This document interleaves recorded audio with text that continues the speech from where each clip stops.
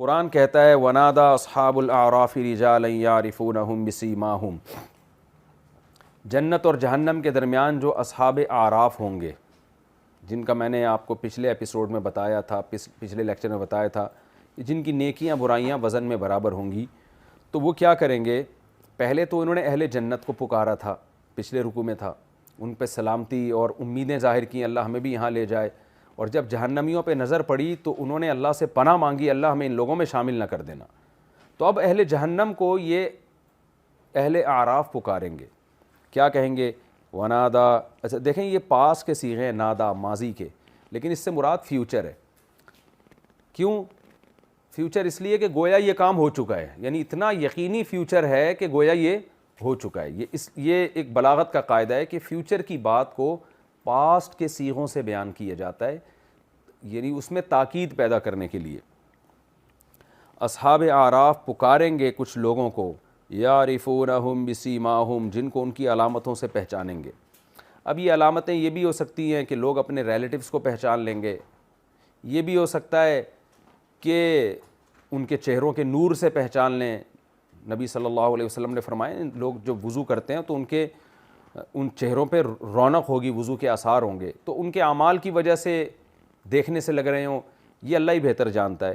یعرفونہم بسیماہم، وہ ان کو یہاں تو جہنمی مراد ہیں، تو جہنمیوں کی بدعمالیوں کی وجہ سے یا جہنم کی آگ کی وجہ سے، یا ویسے ہی کوئی لوگ ایک دوسرے کو جو دنیا میں پہچانتے تھے وہی علامتیں دیکھ کے جہنم میں پہچان لیں گے۔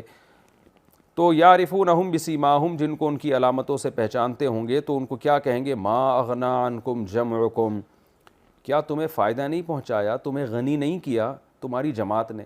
دنیا میں تو تمہاری ایک جماعت تھی، تمہاری ایک پارٹی تھی، تمہارا ایک جاہ و جلال تھا۔ وما کنتم تستکبرون، اور جو دنیا میں اپنے آپ کو اتنا بڑا سمجھا کرتے تھے، تو اس بڑا سمجھنے نے آج تمہیں فائدہ نہیں پہنچایا، کیونکہ جو اپنے آپ کو بڑا سمجھتا ہے عام طور پر ہوتا بھی ہے وہ، تو اس کی بڑائی اس کو بچا لیتی ہے بہت سی چیزوں سے۔ تو تم تو دنیا میں بڑی بڑی باتیں کیا کرتے تھے، بڑی عزت تھی تمہاری، آج وہ تمہارے کام نہیں آئی۔ اور تم بڑے سمجھا کرتے تھے، اور جن کو تم حقیر سمجھتے تھے، جنتی، جن کے بارے میں تم یہ کہتے تھے کہ بالفرض اگر آخرت ہوئی بھی تو یہ لوگ اس قابل نہیں ہے کہ اللہ ان پہ رحم کرے۔ بعض مشرکین مکہ اور بہت سے کافر آج بھی دنیا میں ایسے ہیں جو جنت جہنم پر ایمان رکھتے ہیں، لیکن ان کا یہ نظریہ ہے کہ یہ جو لوگ ہیں نا، یہ جو اہل اسلام ہیں اور نماز اور داڑھی اور پردے والی عورتیں، یہ آخرت میں اللہ یہ چیزیں نہیں پوچھے گا، یعنی اگر آخرت ہوئی بھی اور خدا رحم بھی کرے گا تو جو دنیا میں کرائٹیریا ہے وہی آخرت میں بھی ہے۔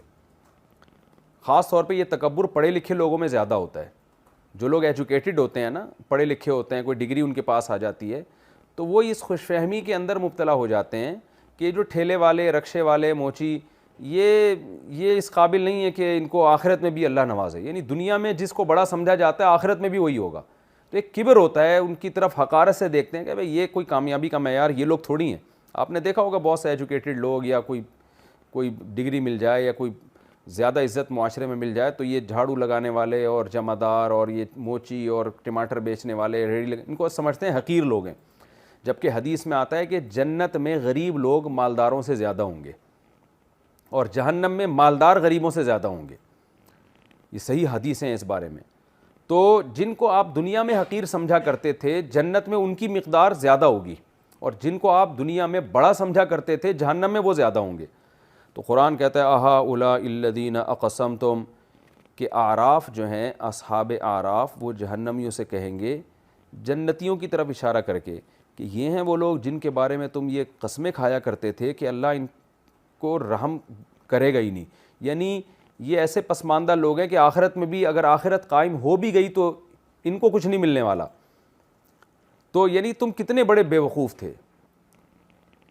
تو اس سے اصل میں وہ یہ بتانا چاہ رہے ہیں کہ تم نے کامیابی اور ناکامی، عزت اور ذلت کا جو معیار گڑھا ہوا تھا نا، وہ تمہارا خود ساختہ معیار تھا، وہ حقیقی معیار نہیں تھا۔ تو یہ بہت اہم آیت ہے ہمیں اپنے آپ کو پرکھنے کے لیے۔ آج ہم نے بھی عزت اور ذلت کا جو معیار بنایا ہوا ہے نا، وہ دولت ہے، وہ شہرت ہے، وہ سامنے والے کا لباس، وضاقتہ، اس کا گریڈ، عمل کو ہم بھی فوکس نہیں کر رہے ہیں۔ تو یہ بہت اہم آیت ہے۔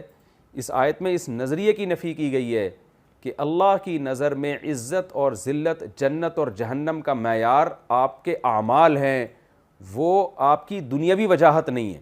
یہی تو دھوکہ فرعون کو ہوا تھا، موسیٰ علیہ السلام کو طعنے دیا کرتا تھا، ام انا خیر من ھذا الذی ھو مہین، لوگوں سے خطاب کرتا کہ میرے پاس باغات ہیں، نہریں ہیں، مصر کی حکومت ہے، میرا سکہ چلتا ہے، میرا آرڈر چلتا ہے، میں بہتر ہوں یا یہ مسکین جو کمزور ہے، مہین ہے، ایک غلام قوم میں پیدا ہوا اور اس کے پاس سونے کے کنگن نہیں ہیں، میرے محل میں پلا ہے، صندوق سے میں نے نکالا تھا اس کو۔ تو یہ تکبر جو ہے نا، یہ غلط فہمی آج بھی بہت سارے لوگوں میں۔ تو اللہ فرماتے ہیں وہ اصحاب اعراف ان جہنمیوں سے کہیں گے ان کے بارے میں تم کہا کرتے تھے۔ جب یہ مکالمہ ہوگا تو اللہ تعالیٰ پھر اصحاب اعراف کو کہیں گے ادخلوا الجنہ، تم بھی جنت میں داخل ہو جاؤ، لا خوف علیہم ولا علیکم ولا انتم تحزنون، جیسے جنت میں کسی پر کوئی خوف اور غم نہیں ہوتا، تم پہ بھی کوئی خوف اور غم نہیں ہوگا، کیونکہ اس وقت ان کو یہ خوف تھا کہ ہماری نیکیاں بدیاں برابر ہیں، ایک طرف جہنم ایک طرف جنت، ایسا نہ ہو کہ اللہ ہمیں یہ کہے کہ چونکہ جنت کے اعمال تم نے نیکیوں کا پلڑا بھاری نہیں ہے اس لیے تمہارے لیے جہنم کا فیصلہ ہوگا۔ تو وہ ڈرے ہوئے تھے اس بات سے، لیکن اللہ ان کے اس خوف کو دور کر دے گا، کیونکہ حدیث میں آتا ہے کہ اللہ کی رحمت ہمیشہ اللہ کے غضب پہ غالب رہے گی، تو اللہ اپنی رحمت سے ان کو جنت میں داخل کرے گا۔ وَنَادَى أَصْحَابُ النَّارِ أَصْحَابَ الْجَنَّةِ، جب یہ جنتی سارے جنت میں اور جہنمی جہنم میں چلے جائیں گے تو جہنم کے لوگ پھر جنتیوں کو پکاریں گے۔ پہلے جنتیوں نے پکارا تھا، کیا کہا تھا کہ ہم سے جو ہمارے رب نے وعدہ کیا وہ ہم نے پورا پایا، بتاؤ تم سے تمہارے رب نے جو وعدہ کیا تھا وہ پورا پایا کہ نہیں پایا؟ جہنمی کہیں گے بالکل۔ تو اب جہنمی جنتیوں سے کہیں گے افیضوا علینا من الماء، من تبعیض کے لیے بھی آتا ہے، ہم پر تھوڑا سا پانی برسا دو، جنت کا تھوڑا سا پانی ہمیں دے دو، او مما رزقکم اللہ، یا جو رزق اللہ نے تمہیں دیا ہے اس میں سے کچھ، یہاں بھی تبعیض یعنی کچھ حصہ ہمیں چاہیے اس میں سے۔ قالوا، تو جنتی کہیں گے ان اللہ نے حرمہما، ان دونوں چیزوں کو حرام کر دیا ہے، علی الکافرین، انکار کرنے والوں پر۔ جو جنت اور جہنم کے منکر تھے نا، یقین ہی نہیں تھا، آیتیں پڑھ کے سنائی جاتی تھیں، بتایا جاتا تھا، اس کو مذاق سمجھتے تھے، آج ان لوگوں کو اللہ نے حرام کر دیا ہے، ہمارے اختیار میں نہیں ہے۔ الذین اتخذوا دینہم لہوا ولعبا، اب آگے اللہ کا کلام شروع ہو رہا ہے، یہ وہ کافر ہیں جنہوں نے اپنے دین کو کھیل تماشا بنا لیا تھا۔ کیا مطلب؟ یہ سمجھتے تھے کہ دنیا میں ہم آئے ہیں، کوئی مقصد نہیں ہے، بس انٹرٹینمنٹ۔ دیکھیں نا آج غیر مسلموں کا کیا ہے، وہ یعنی ان کے لائف اسٹائل دیکھ لیں آپ، سوائے لذت لذت لذت، انٹرٹینمنٹ بھی لذت کے لیے، تو سوائے زبان کی لذت، شرمگاہ کی لذت، پیٹ کی لذت، ان لذتوں کے علاوہ دنیا کا کوئی مقصد ہی نہیں ہے۔ پوری کائنات اللہ نے انسان کے لیے بنائی، اور انسان کو مزے اڑانے کے لیے بنایا ہو، یہ بات عقل سے بالاتر ہے۔ تو قرآن کہہ رہے یہ وہ لوگ تھے جنہوں نے اپنے دین کو کھیل تماشا بنا لیا تھا، ان کا مذہب ہی کھیل تماشا تھا۔ میں تو جب یہ آیت سنتا ہوں تو میں جو لوگ بین الاقوامی سطح پہ کھیلتے ہیں نا، میں اس کے حلال حرام ہونے کا فتویٰ نہیں دے رہا، وہ آپ دیگر علماء سے رابطہ کریں، لیکن مجھے ایسا لگتا ہے کہ کھیل کو پروفیشن بنا لینا یہ بھی بڑا خطرناک ہے۔ ڈر یہ لگتا ہے کہ کہیں یہ لوگ بھی اس آیت کا مصداق نہ ہو۔ کھیل کھیل کی حد تک رکھنا چاہیے، آپ مفید کاموں میں اپنے ٹائم کو صرف کرتے ہیں، آخرت بنانے کے لیے، کمانا بھی فرض ہے، اس کا بھی آخرت سے تعلق ہے، ان چیزوں کے لیے جب آپ تھک جاتے ہیں تو آپ فریش ہونے کے لیے کھیلتے بھی ہیں۔ ظاہر ہے جسمانی ایکٹیویٹیز ضروری ہیں، کھیل کود، اس سے جسم صحت مند رہتا ہے، ذہن فریش رہتا ہے، لیکن آپ تھک ہی کھیل میں رہے ہیں۔ یعنی ایک ہوتا ہے نا کہ آپ ذہنی کام کر کے تھکتے ہیں تو جسمانی کھیل کھیل کے ذہن فریش ہو جاتا ہے، اور ایک ہے آپ تھکتے ہی کھیل میں ہیں، تو کھیل برائے کھیل میں ہی اپنے آپ کو تھکاتے ہیں، پھر اس سے فریش کرنے کے لیے پھر کھیلتے ہیں آپ، تو یہ کیا ہو گیا؟ یعنی یہ کھیل برائے کھیل ہو گیا نا یہ۔ تو اس لیے اس میں دو قسم کے آیتیں، اس آیت کے مصداق میں دو قسم کے لوگ شامل ہیں۔ ایک تو وہ جن کا دنیا کا مقصد لذت برائے لذت، وہ خدا کو بھول چکے ہیں کہ اللہ کے کیا حکام ہیں، ان کے ہاں زنا بھی حلال ہے، ان کے ہاں ہومو سیکچولیٹی بھی حلال ہے، ان کے ہاں ہر وہ چیز جو جسمانی لذت میں رکاوٹ بنے بشرطے کہ ملک کے قانون کے خلاف نہ ہو. بس وہ ملک کے قانون کو تو اہمیت دیتے ہیں, اللہ کے قانون کو اہمیت نہیں دیتے. تو ہر وہ چیز جو جسمانی لذت میں رکاوٹ ہو اس کو وہ کباب میں ہڈی سمجھ کے اپنے راستے سے ہٹاتے ہیں. یہاں تک کہ اگر وہ روزہ بھی رکھتے ہیں نا تو وہ روزہ بھی اس لیے رکھتے ہیں تاکہ صحت اچھی رہے. صحت اچھی رہے گی تو ہم اور زیادہ لائف کو انجوائے کر سکیں گے. مسلمان جو روزہ رکھتا ہے وہ اس لیے کہ اللہ کا حکم ہے. صحت کا اچھا ہونا ایک ضمنی چیز ہے اس میں, تو اللہ کے آرڈر کی اللہ کے کوئی حیثیت نہیں ہے. تو ایک تو وہ لوگ داخل ہیں جن کا دنیا یعنی جن کا مذہبی کھیل تماشا ہے. دوسرا اس میں وہ لوگ بھی داخل ہیں جو ہیں مذہبی لوگ, لیکن انہوں نے مذہب کو بھی ایک انٹرٹینمنٹ کی چیز بنایا ہوا ہے. مذہب بھی نا ایک انٹرٹینمنٹ کی چیز بن چکا ہے. چند رسومات ہیں جن کو مذہب کا نام دیا ہوا ہے. محرم میں الگ قسم کی رسومات ہوں گی, جو ہے نا وہ الگ قسم کی انٹرٹینمنٹ ہے, الگ قسم کے اس میں اپنے ایک انجوائمنٹ ہے. رونا دھونا بھی ایک قسم کا خوب سمجھ لیں انجوائمنٹ کا ایک طریقہ ہوتا ہے کہ رونے دھونے کی مجلسیں ہوں گی, وہ بھی ایک قسم کی انجوائمنٹ ہے. ربیع الاول میں الگ قسم کی ہوں گی, سفر کے میں الگ قسم کی ہوں گی, رجب کے الگ کنڈے پک رہے ہیں, کھا رہے ہیں, پی رہے ہیں, انٹرٹینمنٹ, یہ بھی ایک طرح کی انٹرٹینمنٹ ہی ہے. تو ایک رمضان ہے جو تھوڑا سا بچا ہوا ہے ان چیزوں سے, تو اور اس کو پہ مذہب کا لیبل لگاتے ہیں. آج فلانے کا کھانا ہے, آج فلانے کا کھانا ہے, آج فلانے کا کھانا ہے, آج فلانے کے نام پہ بریانی, آج. تو یہ جو مذہبی لوگوں نے مذہب کی اصل تعلیمات کیا تھی آپ سورہ اعراف میں سن چکے ہیں. سورہ اعراف میں بھی اور سورہ انعام میں بھی, تعالوا اتل ما حرم ربکم علیکم, آؤ ہم تمہیں بتاتے ہیں رب کن چیزوں سے ناراض ہوتا ہے. اللہ کے ساتھ شرک نہ کرو, ماں باپ کے ساتھ اچھا سلوک کرو, یتیموں کا مال نہ کھاؤ, معاہدوں کی خلاف ورزی نہ کرو, اور اس طرح کی جتنی آیتیں ہیں ناپ تول میں کمی نہ کرو, اور نماز کی پابندی ہے, اپنے بچوں کو غربت کے خوف سے قتل نہ کرو, اللہ پہ توکل کرو, ہم تمہیں رزق جیسے ان کو رزق دیتے ہیں تمہیں بھی رزق دیں گے. اس طرح کی جتنی آیتیں ہیں یہ ہے اصل اسلام. تو جو مذہبی لوگ جیسے یہود و نصارہ نے اپنے مذہب میں کچھ رسومات داخل کر لی, کرسمس رہ گئی ہے ان کے مذہب میں, تو ایسے ہی اہل اسلام میں ایک بہت بڑا طبقہ ایسا ہے کہ جن کا مذہب بھی جن کے لیے مذہب بھی ایک انٹرٹینمنٹ کی چیز بن گئی ہے. اس میں رونا دھونا بھی ہے, اس میں ہنسنا بھی ہے. تو مذہب کی جو اصل تعلیمات تھیں اس کو فالو نہیں کیا جا رہا. تو قرآن کہہ رہا ہے یہ وہ لوگ ہیں جنہوں نے اپنے دین کو کھیل تماشا بنا لیا تھا. کیوں؟ غرتہم الحیات الدنیا, ان کو دنیاوی زندگی نے دھوکے میں ڈال دیا تھا.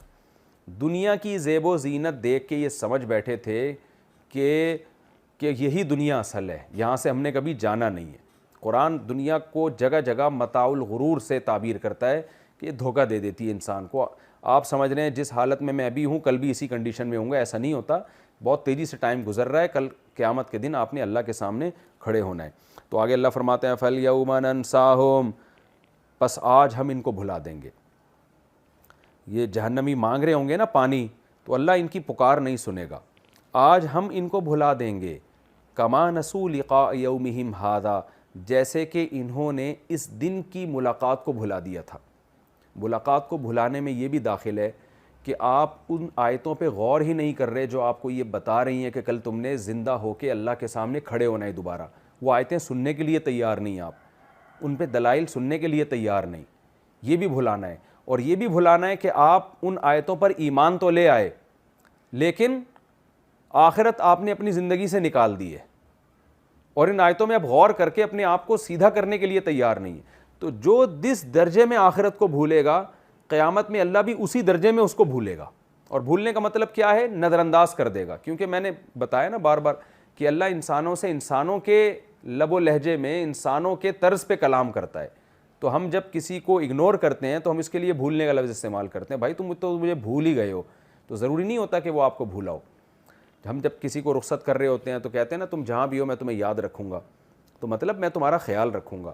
تو یہاں بھی اللہ فرماتے ہیں ہم بھی ان کو بھول جائیں گے جیسے کہ یہ لوگ اس آخرت کو بھول گئے تھے. ابھی اولمپکس کے کھیل ہو رہے ہیں, آپ دیکھیں سارا دن کھیل میں لگے رہیں گے, پھر انعامات جیتیں گے, ٹرافیاں جیتیں گے. کون آسمان سے بارشیں برسا رہا ہے, کون ماں کے پیٹ میں ایک چھوٹے سے 1.5 ملین جرثوموں میں سے ایک جرثومے کو سلیکٹ کر کے اس کو انسان بناتا ہے, اس کے ناک کان دل دماغ جگر بناتا ہے, دنیا میں آ کے ماں کی چھاتیوں میں دودھ پیدا کرتا ہے, کیسے طرح طرح کے نباتات پیدا کرتا ہے. پھر اس نے مرد کے لیے عورت کو بنایا, عورت کے لیے مرد کو بنایا, لِتَسْكُنُوا إِلَيْهَا تاکہ سکون حاصل. یہ پوری لائف دینے والا کون ہے؟ کون سوکھا چارہ جانوروں کو کھلا کے اس کے تھنوں سے ایسا چکنا گاڑھا دودھ نکال رہا ہے یہ نیچر یہ کام نہیں کر سکتی. غیر مسلم, میں بہت افسوس کے ساتھ کہنا پڑتا ہے, میں جب غیر مسلموں کی ڈاکومنٹریز دیکھتا ہوں نا, ہندوؤں نے بنائی ہو جنگلوں کی, ایسی خدا کے قدرت کے دلائل اس میں ہوتے ہیں, لیکن کسی ایک نے بھی گاڈ کا یا اللہ کا نام نہیں لیا ہوتا کہ ماشاء اللہ سبحان اللہ یا کیا زبردست خدا ہے. لیکن عربوں کی یا مسلمانوں کی ڈاکومنٹریز جب آپ دیکھتے ہیں تو نیچے سب نے کمنٹس کیے ہوتے ہیں کہ یار کیسی اللہ کی قدرت ہے. ایسی قدرت انسان کو دیکھنے کو ملتی ہے کہ انسان اپنی آنکھوں پہ ضبط نہیں کر سکتا. تو جو کائنات خدا کا اتنا زبردست تعارف کروا رہی ہے, اسی کائنات میں پڑھ کے خدا کو بھول رہے ہیں لوگ. تو قرآن کہہ رہے ہیں آج ہم ان کو بھلا دیں گے جیسے کہ انہوں نے اس دن کی ملاقات کو بھلا دیا. وما کانوا بآیاتنا یجحدون, اور جیسے کہ یہ لوگ ہماری آیتوں کا انکار کیا کرتے تھے, گویا آج ہم بھی انکار کر دیں گے, ہم جانتے ہی نہیں ان کو کون ہے. یعنی یہ تشبیہات ہیں. آگے اللہ تعالیٰ فرماتے ہیں وَلَقَدْ جِئْنَاهُمْ بِكِتَابٍ, تحقیق ہم ان کے پاس ایک کتاب لا چکے ہیں, یہی کتاب جو ہم پڑھ رہے ہیں. فَصَّلْنَاهُ, جس کو ہم نے کھول کھول کے بیان کر دیا. آپ بتائیے اس سے زیادہ کیا کسی چیز کو ڈیفائن کیا جائے گا. اللہ نے صرف یہ نہیں کہا کہ جنت جہنم ہوگی, جنت اور جہنمیوں کے آپس کے مکالمے, ان کی باتیں, کیسے وہ پانی کو ترسیں گے اور کیسے اللہ ان کو بھولے گا. تو قرآن کہہ رہا ہے تحقیق ہم ایک کتاب لا چکے ہیں جو علم کی بیس پر, یعنی اللہ کی نالج اور اللہ کے علم کی بیس پر ہم اس کو کھول کھول کے بیان کر رہے ہیں. ہدن, اس میں گائیڈنس ہے, ہدایت ہے, تمہیں بتا رہی ہے صحیح کیا ہے غلط کیا ہے. ورحمتاً, اور رحمت بھی ہے, عمل کرو گے فائدہ اٹھاؤ گے. لقوم یؤمنون, ان لوگوں کے لیے جو ایمان لانا چاہتے ہیں, جو چاہتے ہیں کہ ہمیں صحیح بات ملے تو ہم اس پہ یقین کر لیں گے. تو ان لوگوں کے لیے یہ کتاب ایسی ہے کہ جب پڑھیں گے تو ان کو یقین آ جائے گا اور پھر ان کو اس سے گائیڈنس ملے گی, تو ان کے لیے یہ کتاب رحمت بن جائے گی. اور جو چاہتے ہی نہیں ہیں, جن کا یہ نظریہ ہے کہ ہمیں اس سے غرض ہی نہیں ہے کہ صحیح کیا اور غلط کیا, ہمیں تو اپنی دنیا کی لائف کو انجوائے کرنا ہے, ان کے لیے یہ کتاب رحمت نہیں ہے. هل ينظرون الا تاویلا, کچھ بدبخت ایسے بھی ہیں جو رزلٹ کا انتظار کر رہے ہیں. بھئی قرآن جو باتیں کر رہا ہے جنت جہنم کی اور یہ ہوگا وہ ہوگا, وہ ہمیں دکھا دو. تعویل کا میں نے مفہوم بیان کیا تھا نا ترجمے میں, کہ اس کا انجام دکھاؤ ہمیں کیا ہوگا. تو اللہ فرماتے ہیں جس دن انجام آئے گا نا, تو اس دن جب انجام اپنی آنکھوں سے دیکھ لو گے تو پھر ایمان مقبول نہیں ہوگا, پھر کوئی فائدہ نہیں ہوگا ایمان کا. یوم یاتی تاویلہ, جس دن اس کا انجام دیکھو گے اپنی آنکھوں سے تو پھر ایسا نہیں ہوگا کہ تم ایمان لاؤ گے اور پھر ہم تمہارے ایمان کو قبول کر لیں گے. انجام جب آئے گا نا تو پھر یہ ہوگا جو تم یہ باتیں کہو گے تم. یقول الذین نسوہ, وہ لوگ کہیں گے جو اس کے انجام کو یا اس قرآن کو بھول چکے تھے, من قبل, اس سے پہلے. کیا کہیں گے؟ افسوس کا اظہار کریں گے. یہ نہیں کہیں گے کہ ہاں جی اب ہم نے اپنی آنکھوں سے دیکھ لیا, ہم بڑے خوش ہیں, ہم ایمان لے آئے, اب ہمیں جنت میں بھیجا جائے. چیخیں گے, پکاریں گے, کیا کہیں گے؟ قد جاءت رسول ربنا بالحق, ہمارے پاس ہمارے رب کے پیغمبر حق کے ساتھ آئے تھے, واقعی صحیح باتیں کر کے گئے تھے, وہ آج ہم اپنی آنکھوں سے دیکھ رہے ہیں. فہل لنا من شفعاء, ہمارے پاس تو ایسا عمل نہیں ہے کہ بخشش ہو جائے, کیا کوئی ہمارے سفارشی ہیں؟ فیشفعوا لنا, جو ہماری سفارش کر لیں.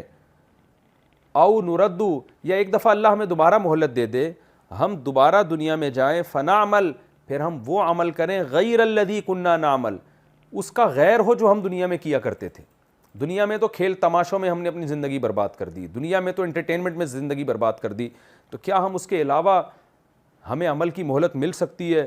اللہ فرماتے ہیں قد خسروا انفسہم, انہوں نے برباد کر دیا اپنے آپ کو. وضل عنہم ما کانوا یفترون, اور جو جھوٹ یہ گڑھا کرتے تھے وہ جھوٹ بھی آج ان سے گم ہو گیا ہے. وہ اکثر مشرکین گڑھا کرتے ہیں کہ یہ ہمارے فلانے دادے اور یہ بت اور یہ جو چیزیں ہمیں سفارش کر کے اللہ کے عذاب سے بچا لیں گی, تو اللہ فرماتے ہیں وہ بھی آج ان سے غائب ہو چکے ہیں.